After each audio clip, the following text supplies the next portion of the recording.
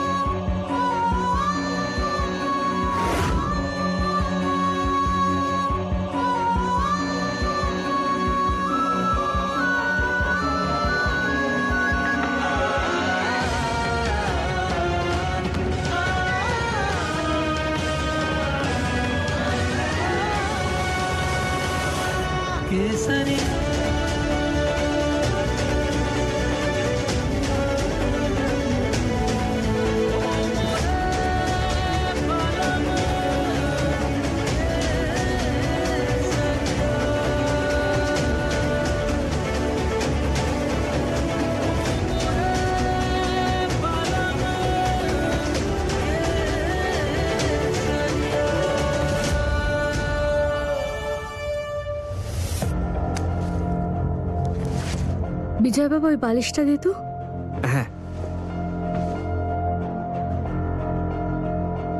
বাবা, আমি জানি যে তুই শোভন বাবাকে খুব ভালোবাসিস, ওকেই নিজের গুরু আর সবকিছু ভাবিস, কিন্তু তোকে ওর মতো হতেই হবে এরকম কোনো ব্যাপার নেই। তো নিজস্ব একটা পরিচয় আছে তো। আমি কথা বলবো তোর বাবার সাথে, ব্যবসার একটা দিক তুই সামলাবি।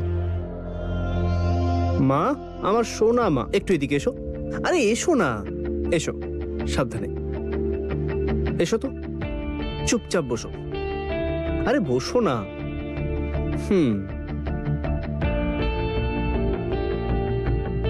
দেখো মা, প্লিজ তুমি এই কথাটা বলো না।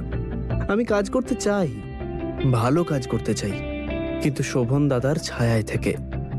আমি দাদার পাশে থাকতে চাই, ওনার থেকে শিখতে চাই, এতেই আমি হ্যাপি থাকবো। আর কি এসব বোরিং কথাবার্তা বলছো বলো তো? আমি তোমায় দুটো অপশন দিচ্ছি। প্রথম অপশন, তুমি তোমার এত বড় ছেলেকে ঘুম পাড়ানি গান গেয়ে ঘুম পাড়াও।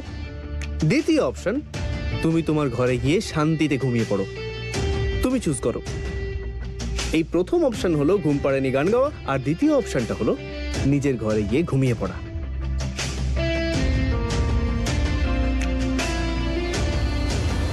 আমি শুধু তোকে বেছে নিতে চাই বিজয় বাবা, সবার আগে। আমি শুধু তোকে বেছে নিতে চাই বিজয় বাবা, সবার আগে।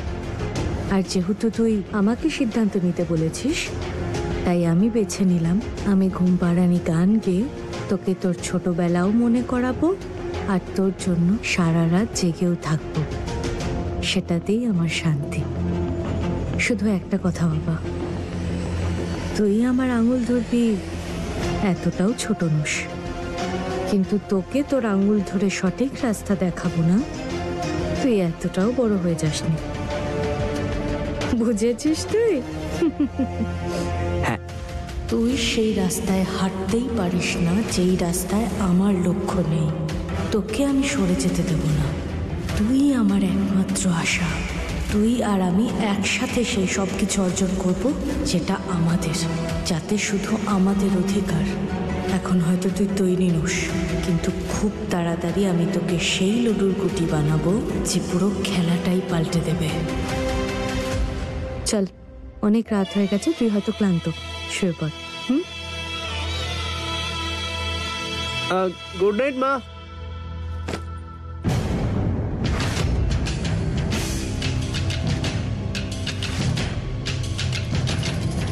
এসব কি, কিসের জন্য? মা, রুম রুম, বাইক চালানোর সময় এটা লাগে।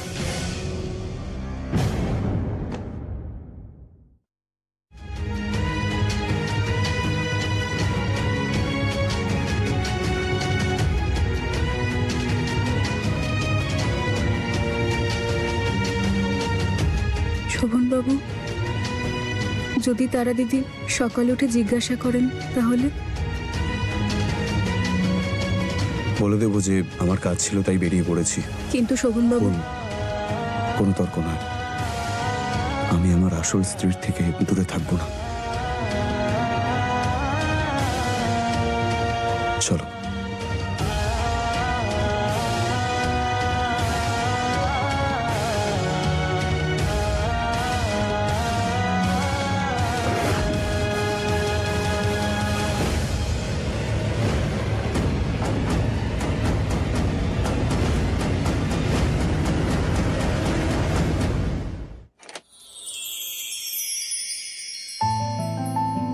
এতগুলো মোমবাতি?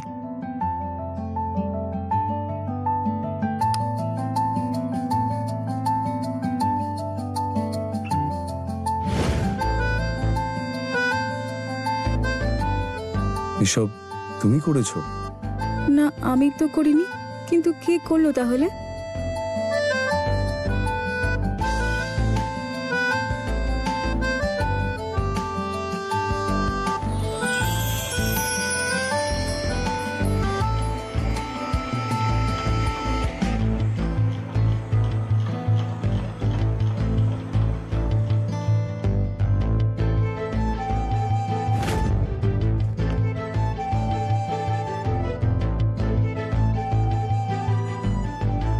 আমার প্রিয় দাদা আর বৌদির জন্য আমার তরফ থেকে একটা ছোট গিফট।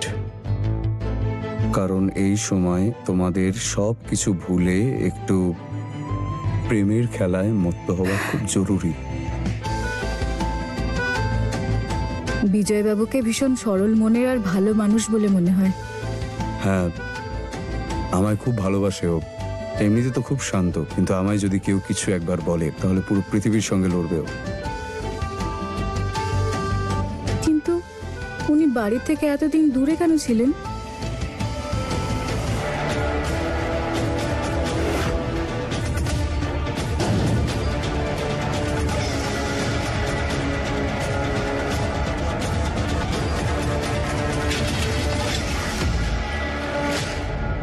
এটার উত্তর একটু কঠিন এখন, কিন্তু এটুকুনি বুঝে নাও যে অজয় এবং বিজয়ের মধ্যে কখনো মিল হয়নি।